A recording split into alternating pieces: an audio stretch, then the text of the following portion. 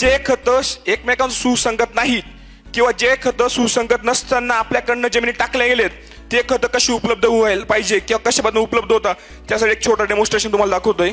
शेतकरी बांधवांनो, या ठिकाणी मी 2 बाउल घेतलेत किंवा बऱ्याच शेतकऱ्यांना टँक मिक्स म्हणजे फर्टिलायझर मिक्स करायचे असतात.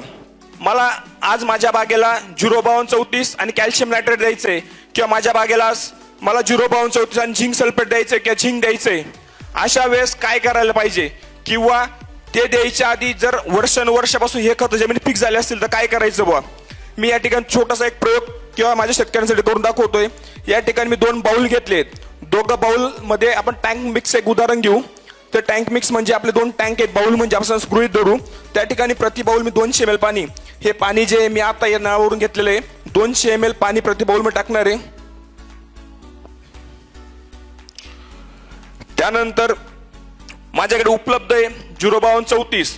आता बरेच या एरियातील कसमध्ये म्हटलं तर खूप टेक्निकल आणि साऊंड फार्मर आहेत. 05234 या ठिकाणी मी घेतलंय. त्याच्यानंतर झिंक सल्फेट या ठिकाणी घेतलेलं आहे. आता बऱ्याच शेतकऱ्यांना माहिती आहे 05234 आणि झिंक सल्फेट दिल्यानं काय होतं. झिंक फॉस्फाईड जो घटक जमिनीत विरघळत नाही,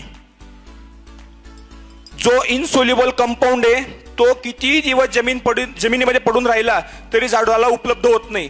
त्याचबरोबर तुम्ही 1261 बरोबर कॅल्शियम नायट्रेट घेतलं तरी सुद्धा तोही घटक जमिनीमध्ये तसाच पडून राहतो. इनसोल्युबल कंपाऊंड मध्ये रूपांतर होतं आणि तो झाडाला उपलब्ध होत नाही. मग यासाठी काय करायला पाहिजे. शेतकरी बांधवांनो, तुमच्या समोर घेतलंय एका बाउल मध्ये पहिले मी आता 05234 टाकलंय. त्याबरोबर मी आता त्या ठिकाणी झिंक सल्फेट टाकतोय.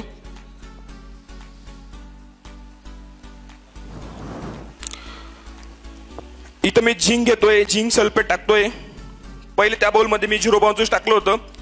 प्रेसिपिटेशन झालंय. प्रेसिपिटेशन म्हणजे तुम्ही बघू शकता ते द्रावण दह्यासारखं फाटलंय. जे द्रावण फाटलं, प्रेसिपिटेशन झालं म्हणजे ते झाड उपलब्ध करून घेऊ शकत नाही.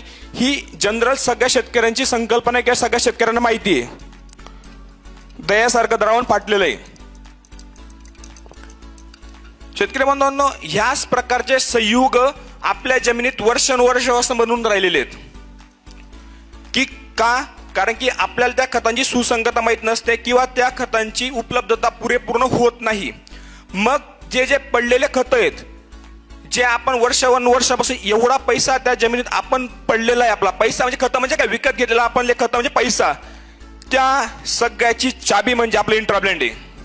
ते लॉक झालेले जे आहेत म्हणजे कॅल्शियम बरोबर फॉस्फरस किंवा तुमचं झिंक बरोबर फॉस्फरस किंवा जे मॉलिब्डेनम बरोबर फॉस्फरस किंवा जे न्यूट्रिएंट बरोबर तुमचा फॉस्फरस फिक्स झालेला आहे, ते सगळ्या न्यूट्रिएंटची चाबी म्हणजे आपली इंट्राब्लेंड. ते इंट्राब्लेंड कसं काम करतं मी या ठिकाणी तुम्हाला दाखवतोय. या बाउल मध्ये मी आता 05234 आणि झिंक सल्फेट घेतलं. द्रावण दह्यासारखं पूर्ण फाटलेलं आहे.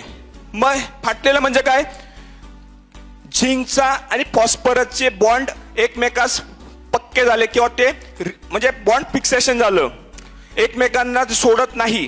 आणि जोपर्यंत ते बॉन्ड रिलीज होत नाही तोपर्यंत झाडाला उपलब्ध होणार नाही. मग हे बॉन्ड रिलीज करायचं काम किंवा जे जमिनीत पडलेले न्यूट्रिएंट आहेत ते न्यूट्रिएंट उपलब्ध करून द्यायचं काम, रिलीज करून द्यायचं काम इंट्राब्लेंड करतं. हे सायनेरिया म्हणून कंपनी हॉलंडची, यांच्याकडे आपण इम्पोर्ट करतो. हे इंट्राब्लेंड म्हणून प्रोडक्ट आहे. तर इंट्राब्लेंड म्हणून प्रोडक्ट जे फाटलेलं द्रावण आहे म्हणजे प्रेसिपिटेशन झालेलं आहे त्याच्यात आपण टाकतोय.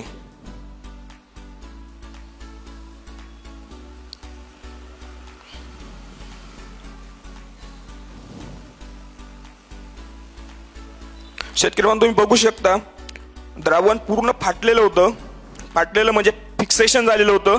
त्याच्यानंतर आपण इंट्राब्लेंड टाकलं. इंट्राब्लेंड टाकल्यानंतर आपण त्याला स्टर केलं. त्याच्यानंतर काही सेकंदात जे झिंकची आणि फॉस्फरसची बॉन्डिंग झाली होती, इनसोल्युबल कंपाऊंड तयार झाला होता, ज्याच्यामुळे आपल्या जमिनी कडक होता, झाडाला ते न्यूट्रिएंट उपलब्ध होत नाही. त्या पद्धतीचे सगळे इनसोल्युबल कंपाऊंड जमिनीत तयार होऊन जमिनीचा जो पीएच वाढतो, पीएच होऊन जमिनी ज्या खराब झाल्या आहेत त्याच्यामुळे मायक्रोबियल ऍक्टिव्हिटी जी कमी झालेली आहे, त्यामुळे जमिनीचा ऑर्गॅनिक कार्बन जो कमी झालेला आहे, असे अनेक कारण. शेवटी माध्यम हे जमीन. शेतकरी बांधवांना असं नाविन्यपूर्ण प्रोडक्ट तुम्ही बघू शकता. 100% पूर्ण बॉन्ड हे रिलीज झालेले आहेत. झिंकचा आणि फॉस्फेटचा बॉन्ड हा 100% रिलीज झालेला आहे.